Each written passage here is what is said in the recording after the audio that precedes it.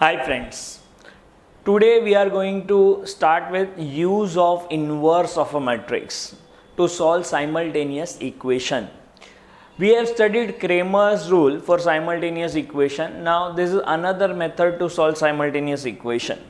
So question कुछ ऐसा है, using matrix inversion method solve the following system of equations and some equations are given, 3 variable 3 unknown, 3 equation 3 unknown. Now सबसे पहले तो इसको matrix form में लिखने का कैसे लिखते हैं मैट्रिक्स फॉर्म में, तो एक्स वाई जेड के जो कोएफिशिएंट होते हैं उसको एज इट इज लिख दिया, इसको मल्टीप्लाई करने का एक्स वाई एंड जेड से, एंड दिस इज 3 4 एंड 11. ये मैट्रिक्स फॉर्म में लिखा ये इक्वेशन को. पहले वाले मैट्रिक्स को नाम दे दिया ए, ये अननोन है तो इसको नाम दे दिया एक्स और इसको नाम दे दिया B. Now pre multiply both the sides by A inverse, so it become A inverse into A into X is equal to A inverse into B. A inverse into A, इसको है ना ऐसा सोचने का, ऐसा होता नहीं बट सोचने का. समझो मैं लिखता हूँ A कोई नंबर है 2, तो A इनवर्स क्या होगा 1/2 होगा. जब इन दोनों को मल्टीप्लाई करूँगा तो आंसर आएगा 1. तो मैट्रिक्स के टर्म में अगर लिखना है तो इट इज़ I. तो ये एक फॉर्मूला जैसा याद रखने का फॉर्मूला नहीं है, A इंटू ए इनवर्स या A inverse into A is always I. Simple logic से भी हम लोग जनरेट कर सकते हैं कंसिडरिंग नंबर. मैट्रिक्स नंबर नहीं होता बट वी आर अंडरस्टैंडिंग, तो इसके लिए हम लोग याद रखेंगे ऐसा. तो यहाँ पे मैंने यूज किया है A into A inverse is I मतलब 1 सोचने का. 1 इंटू एक्स कितना होता है, तो x. तो x का वैल्यू ढूंढने का मेथड ये है A इनवर्स इंटू बी. तो अब A इनवर्स ढूंढने का प्रोसीजर जो हम लोग ने लास्ट वीडियो में सीखा है, A इनवर्स ढूंढने का प्रोसीजर. तो सबसे पहला स्टेप होता है to find determinant of a matrix. तो determinant of A is this which is 1 1 1, 3 -2 3 and 5 5 1. Now 1 इसका आंसर, चलो मैं डायरेक्ट लिखता हूँ. 1 -2 -15 -1, फिर 3 -15 +1, ये गया 5 3 15 माइनस +10, ये हुआ -17 माइनस, ये हुआ 3 में से 15 गया तो -12, so minus minus become plus and this is 25. 17 और 12 इन दोनों का सब्ट्रैक्शन करेंगे तो -5 + 25, तो आंसर आया 20 which is not equal to 0. तो सबसे पहले ये डिटर्मिनेंट आ गया, नॉट इक्वल टू 0 आया, that means A inverse exist करेगा. नाउ कोफैक्टर मैट्रिक्स ढूंढना है, तो अब मैं डायरेक्ट सब वैल्यूज लिखूंगा. A11 ढूंढने का मेथड है -1/2, 1 + 1 2 आ गया. और A11 मतलब ये फर्स्ट एलिमेंट, इसका रो कॉलम नहीं देखना है which is -2 3 5 and 1. Now calculation, -1 का स्क्वायर 1, -2 -15 -17 आ गया आंसर. A12 ढूंढने के लिए -1 का क्यूब 2 + 1 3. यहाँ पे ये इसको नहीं देखना है, रो कॉलम नहीं देखना है, ये कॉलम नहीं देखना है, ये रो नहीं, तो 3 3 5 1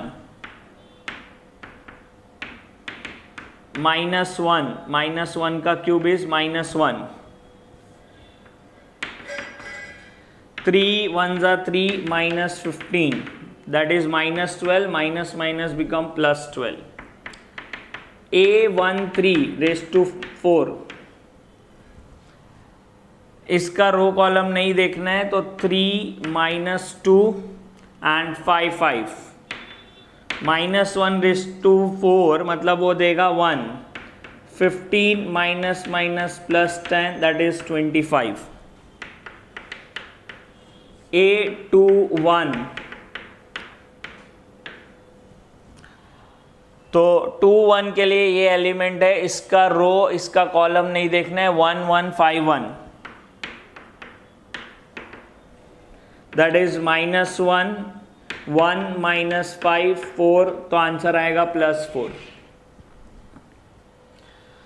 नेक्स्ट A22 -1/4. A22 का नंबर यहाँ पे ये रहा, इसका कॉलम इसका रो नहीं देखना है, ये कॉलम और ये रो नहीं देखना है. तो 1 1 5 1 सो 1 1 5 1 -1/4 1 1 -5 which gives you -4. A23 -1/5. वापस आते हैं इधर, यहाँ पे इसका एलिमेंट का देखना है अपने को, रो कॉलम नहीं देखना है, ये कॉलम ये रो. So it become 1 1 5 5 1 1 5 5 1 1 5 5. तो 5 1 जा 5 5 1 जा 5 मतलब ये 0 हो जाएगा. देन 3 1 3 1 का रो कॉलम नहीं देखना है. 3 1 मतलब यहाँ पे ये रहा 5 जो लिखा है, ये 3 1 लोकेशन है, इसका कॉलम इसका रो नहीं देखना है. 1 1 -2 3 1 1 -2 3 -1/4 1 ही होगा तो वो नहीं लिखा. 3 -2 दैट इज +5. A33 32/5. नाउ ये रहा एलिमेंट, इसका रो कॉलम नहीं देखना है, ये कॉलम ये रो नहीं देखा. 1 1 3 3 सो इट बिकम 1 1 3 3. आंसर आएगा 0.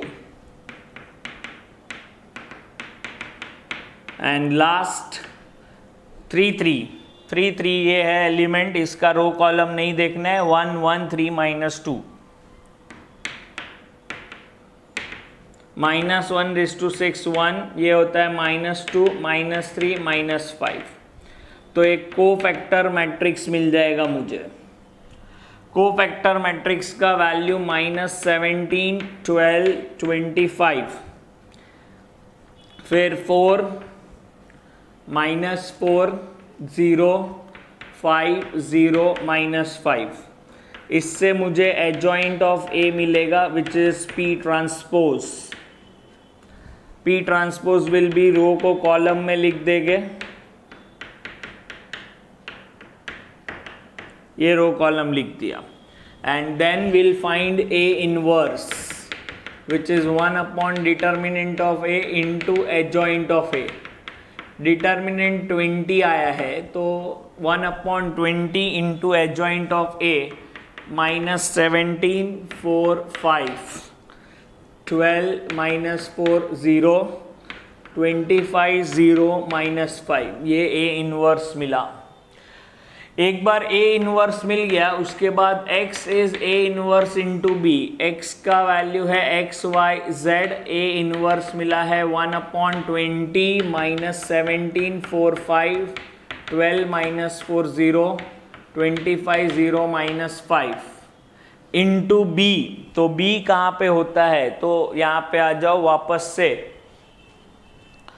ये A होता है, ये X होता है, ये A ये X. तो फिर ये जो है दैट इज 3 4 एंड 11 वो होता है आपका B. तो वो B मैट्रिक्स वहाँ पे सब्स्टिट्यूट करेंगे 3 4 और 11. ये जस्ट आपको मल्टीप्लाई करना है रो को कॉलम के साथ और डिवाइड बाय 20 करके आपको 3 वैल्यू मिल जाएगा. और वो 3 वैल्यू जो मिलेगा that is for X Y and Z. थोड़ा लंबा प्रोसीजर होता है, इससे बेटर होता है क्रेमर्स रूल यूज़ कर लेना. बट एक मेथड है जो एग्जाम में बच्चों को पूछते हैं, इसके लिए सिखा दिया मैंने. आगे के लिए देखना पड़ेगा next video. For that stay tune.